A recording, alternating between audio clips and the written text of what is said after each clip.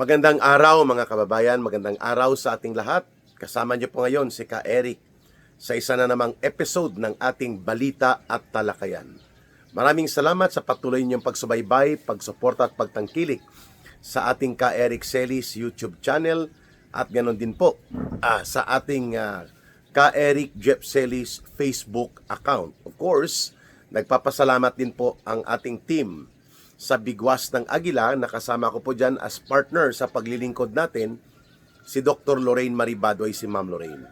Maraming salamat sa inyong pag-like, pag-share, pag-promote at mga pagkampanya sa viewers and subscribers. We deeply appreciate po mga kababayan. Utang na loob po namin sa inyo yan. Sa oras na ito ay bibigyan po natin ng pagpapaliwanag itong abusadong deklarasyon ng chairperson ng komitiba sa Committee on Justice ng House of Representatives, itong si itinago ko ang asawa ko na may kasong rape dahil may warrant of arrest at hindi siya dapat makulong. Itong tinatawag nating si Luistro ng Batangas, no? Si Speaker, mayroon tayong flood control dahil kay Speaker. Mayroon tayong maleta dahil kay Speaker. Yan po si Luistro, itinago ko ang asawa ko dahil may warrant of arrest sa kasong rape. Sabi niya, dahil atat na atat siya, no, na hindi niya mapapa-attend at hindi niya mapipilit na ipa-ambush sa loob ng House of Representatives si Vice President Sara Duterte para ipahiya, para mag-fishing expedition dahil wala silang ebidensya sa kanilang mga ibinabato laban sa Vice Presidente. Aba, nagbabala siya kahapon itong parang lokaret, no? Parang hindi abogado. Kagaya din ni Claire Castro, sabi niya, ipapakontempt ko ang mga resource persons na hindi mag-cooperate para ilabas ang mga bank records ni Sara Duterte. At kulang na lang sabihin niya, ipapasarado ko pati mga bangko nyo.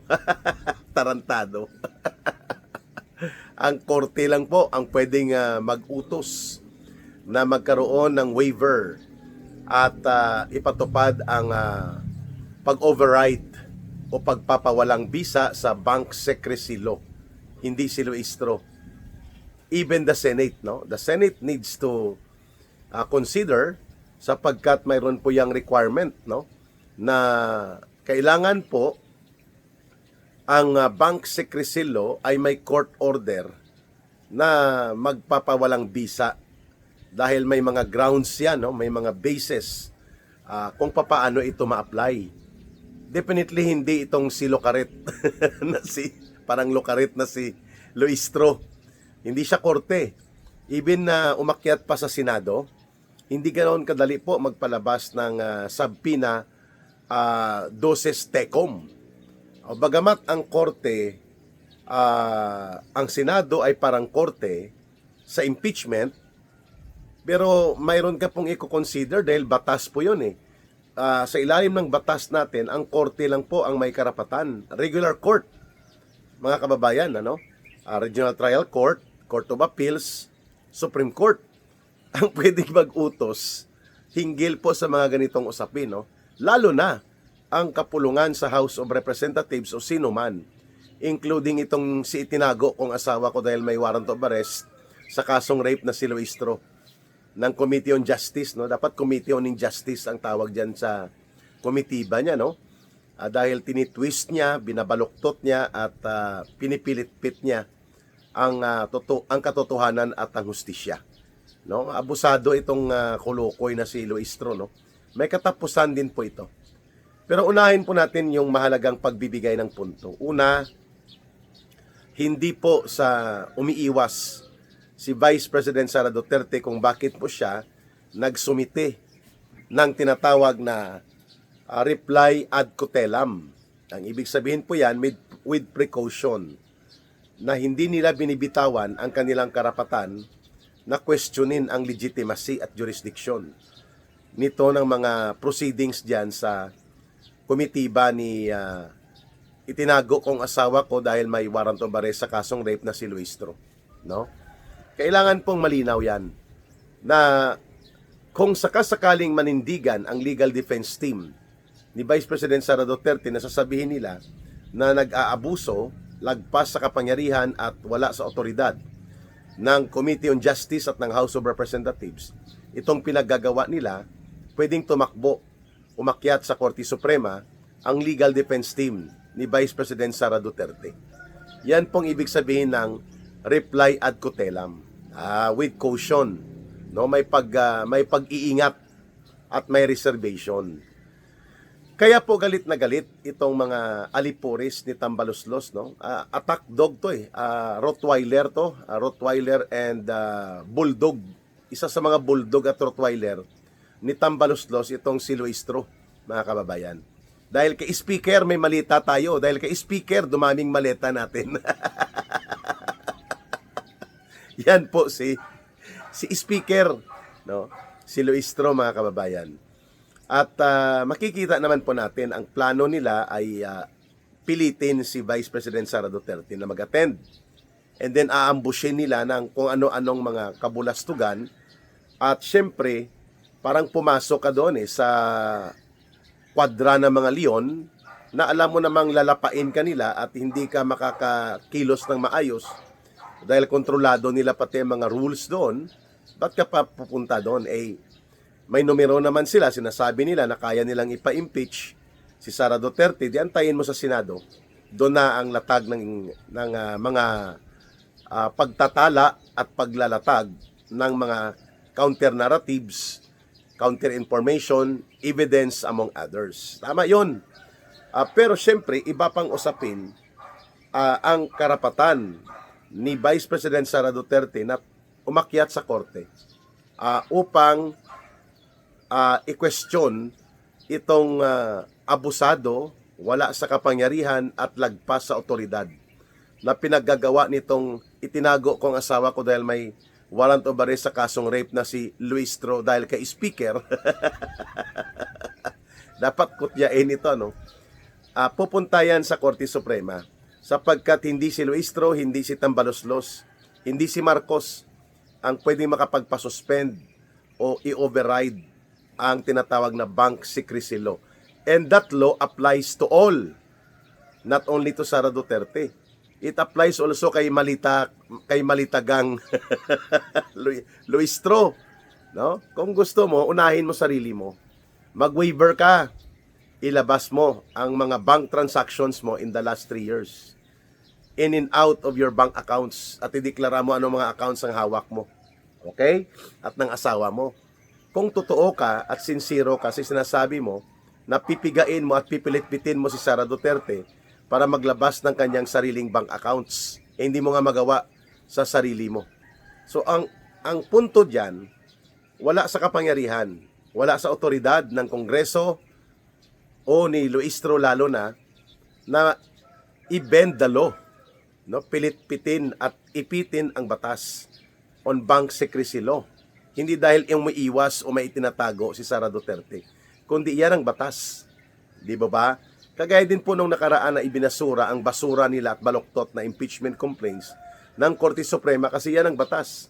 Dapat may due process of law, dapat ino-observe ang karapatan ng inaakusahan at dapat mayroong equal protection of law bago mo gawin ang isamang mekanismo o isang proseso ng batas.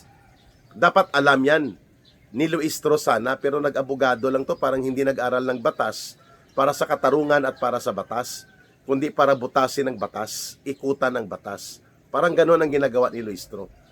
Kaya wala po sa kanilang otoridad ang sinasabi niya na ipapakulong niya ang mga bank managers o yung mga account head o kung sino man na mga bank officers, dahil pag ginawa niya yan, di lahat ng mga bangko ngayon, magpipetisyon yan sa Korte Suprema para magkaroon ng injunction at TRO laban kay Luistro, kay Tambaloslos sa House of Representatives na hindi nila pwedeng i-bend the law, butasin at ikutan at pilit-pitin ang batas on the bank secrecy law.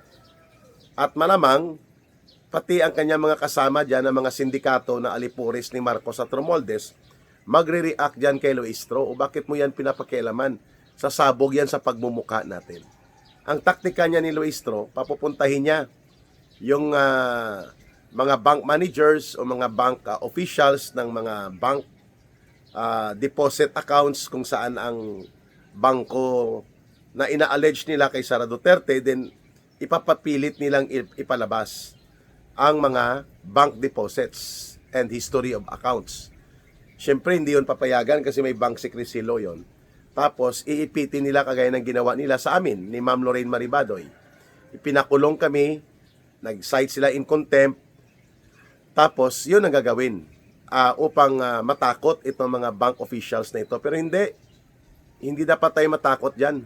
Ang matatakot dapat siya, itong tarantadong si Luistro, dahil siya ang lumalabag sa batas. Sila ang namimilitpit at bumubutas at bumabaloktot sa batas.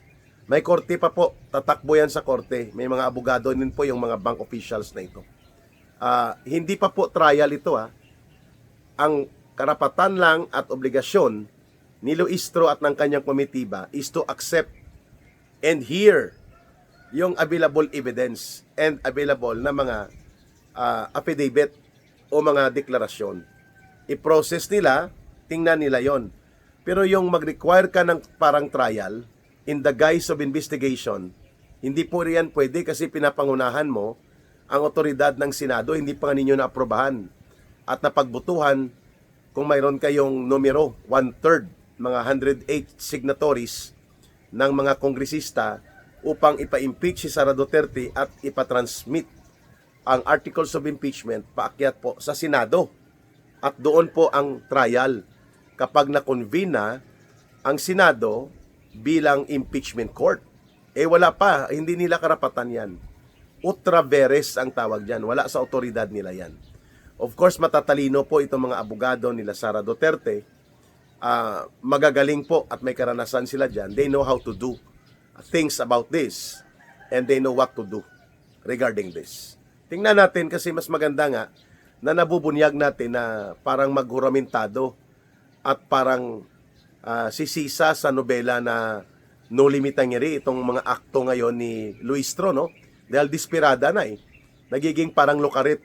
Nasaan na si Crispin? Nasaan si Basilio? Kulang na lang sabihin niya. Nasaan si Sara Duterte? Ano nangyayari kay Sara Duterte? Ganon po. Ganon po ang ginagawa ni itinago ko ang asawa ko dahil may warrant of arrest sa kasong rape na si Luistro. Speaker. Dahil kay speaker may mga maleta tayo. May mga maleta daw sila. So bantayan po natin Pangalawang punto ito. Maliban sa walang otoridad, abusado at lagpas sa kanyang kapangyarihan at sa kanilang otoridad bilang komitiba, itong ginagawa ni Luistro, pagpapakita po ito na wala silang hawak na ebidensya. Because if they have the information already, hindi mo gagamitin ang ganitong high-handed, abusado at tarantado na approach that will expose you to be abusing authority because you do not have any evidence at all to prove na may mga ill-gotten wealth si Sara Duterte. Nag-kam-kam siya ng mga malakihang amount ng mga pera at itinago niya. Kung mayroon ka niyan, hindi ibig sabihin, o sino man nag-aakusa, ilabas nyo bilang proof of matter of evidence at the level of presentation of complaints. O bakit ngayon naghahanap kayo? Kaya gusto nyong i-ambush si Sara Duterte? Meaning, simple lang, wala kayong hawak na totoong ebidensya. Yun ang sinasabi ni Sara Duterte. Gagamitin niyo pa ako, according kay Vice President Sara Duterte, gagamitin pa nila siya para mag-fishing expedition, maghanap at butasan nila ang kanyang mga pahayag at salaysay at pipilit-pitin nila, aambusin nila siya doon sa loob ng Kongreso para makakuha sila ng sapat na ebidensya nila bago nila ipasa ang impeachment declaration against the Vice President. Di kalokohan. Gusto nyo palang ipa-impeach, wala pala kayong ebidensya. Tarantado ka ba? Okay, si Sisa, no? Parang, nasaan na si Sara Duterte? Ano na? Bakit wala si Sara Duterte? Naghuhuramentado na. Itong si Malita Girl. Isa sa mga Malita Girls ni Tambaluslos, no? According kay Saldico at sa mga former soldiers, no? Pangatlong punto, na maliban na wala silang ebidensya, abusado at binabaloktot nila. Number 3, utos ito lahat ni Tambaluslos. Si Budget D ay puppet ni Tambaluslos at ni Marcos at ni Lisa Araneta. Kahit siya pa ang tinaguriang Speaker of the House, pero hindi po siya ang totoong nagpapatakbo at nagkokontrol. ng House of Representatives. Walang iba kundi si Tambaluslos pa rin po, si Marcos at si Lisa Araneta. Kaya desperado sila na i-bend ang law or i-bend the law at itutulak nila ang ganitong uri ng mga desperadong hakbang dahil they're running out of time. Hindi na po nila yan makakaya pa na makukumbinsi nila ang Senado na mayroon silang sapat na mga batayan, lalo na kapag nilabag nila ang proseso sa House of Representatives. Malamang sa malamang po, babalik ito sa Korte Suprema. Babalik ito at sasabihin ng Korte Suprema, ayan na naman kayo eh. Wala pala kayong mga ebidensya, tapos i-shortcut nyo, pipilit-pitin yung batas, like ang bank secrecy law. Hindi pwede yan, mga kababayan. Dahil, kailangan na sa trial stage ka at kailangan ma-prove na mayroon kang high probable or prima facie o mayroon kang batayang sapat para sabihin mo na mag-issue ng subpoena subpoena dosis tecum or to subpoena the documents, but only a court can order that, mga kababayan. Hindi ang komitiba nila. And this is related to impeachment process, and the impeachment process can only have a trial and the prosecution at the stage of impeachment court doon sa Senate, hindi po sa House of Representatives. Kaya naubusan sila ng oras. Sinabi naman po ni Bojidi, of course, utos yan ni Marcos at nila Lisa at nila Romualdez, na after the Holy Week nito, siguro mga kalagitnaan ng Abril, ay magsisimula sila ulit ng pag-resume ng special proceedings, no? Dito sa kanilang pag-rush up na matapos ang 60 days upon completion of the report at upang bago sumapit ang June ay mapagbutuhan nila.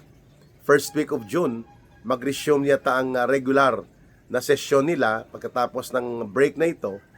At yun nga, doon pa nila pag-uusapan at ibubukas sa plenary. Matapos po ang pagbibigay ng kopya ng committee report, ng Committee on Justice, at pati na po ang mga attachments sa ebidensya. Pero right now, wala po silang hawak na sapat na ebidensya. Kaya they're running out of time sa ganitong uri ng pagkalukarit at tarantadong pahayag ng chairperson ng Committee on Injustice and Committee of Miscarriage of Justice dyan sa House of Representatives. Nakakatawa, ano? Kapag naging desperado ang mga kriminal at mga tarantado sa gobyerno, pati batas binabaluktot na nila. Sa bagay, matagal na nilang ginagawa yan. Pero bumabalik at nagbubumirang po sa kanila. At lalo lamang nilang itinutulak si Sara Duterte na mas lalong yakapin at panindigan at mahalin ng sambayan ng Pilipino dahil atat at desperado na si Marcos, si Lisa Araneta, si Martin Tambaluslos at mga miyembro ng sindikato nila na mapapatanggal nila si Sara Duterte bago pa sumapit ang 2027. Sapagkat sa 2027 may hirapan silang ulitin ito dahil kitang-kita na ng mga mamamayan, eleksyon na eh. Hindi na ba kayo makapag-antay? Kaya nga nagdeklara na si Sara Duterte. Dahil alam niya na hindi ito tungkol sa pananagutan o accountability. Hindi ito tungkol sa issue ng kunwari may korupsyon na nasasangkot ang Vice President Sara Duterte.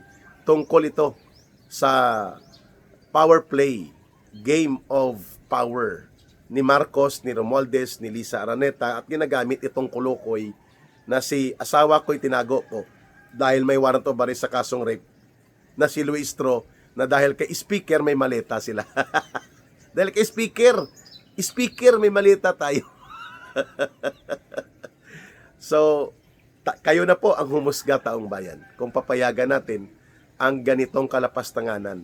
Lalabagin ng batas, lalagpasan ng kapangyarihan, aabusuin ng otoridad, pipilit-pitin nila ang proseso kahit na mali at babaloktutin at ipipilit nila.